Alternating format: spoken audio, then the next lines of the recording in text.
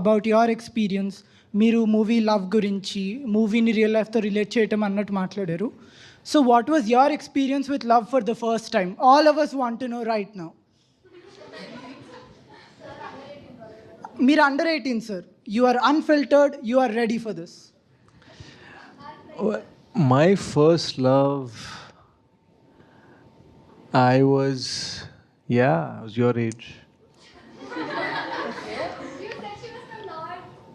అవును.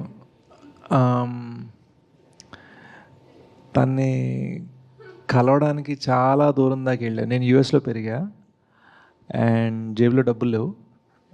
అండ్ ఇప్పుడే జస్ట్ ఫ్రెండ్స్తో ట్రిప్కి వెళ్తున్నా అని చెప్పి అమ్మ నాన్నకి అబద్ధం చెప్పి కెనడా వెళ్ళా. వాళ్ళు కెనడాలో ఉన్నారు, నేను యూఎస్లో ఉన్నా. అండ్ అక్కడికి వెళ్ళి ఇరికిపోయా ఎందుకంటే నా దగ్గర డబ్బులు లేకుండా.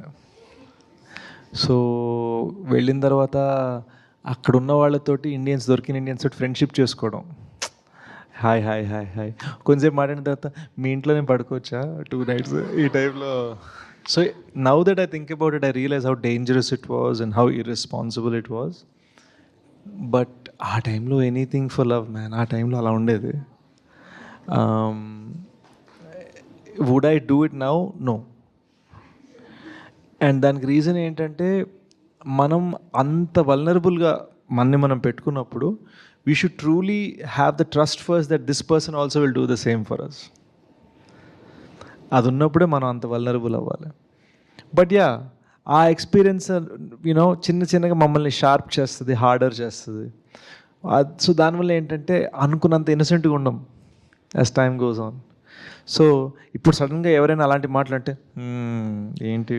ఏంటి మ్యాటర్, ఏంటి గేమ్ అనే ఫీలింగ్ వస్తుంది ఆటోమేటిక్గా. వేరే ఆ టైంలో అవునా అని ఫీలింగ్ వస్తుంది. Perfect sir, thank you.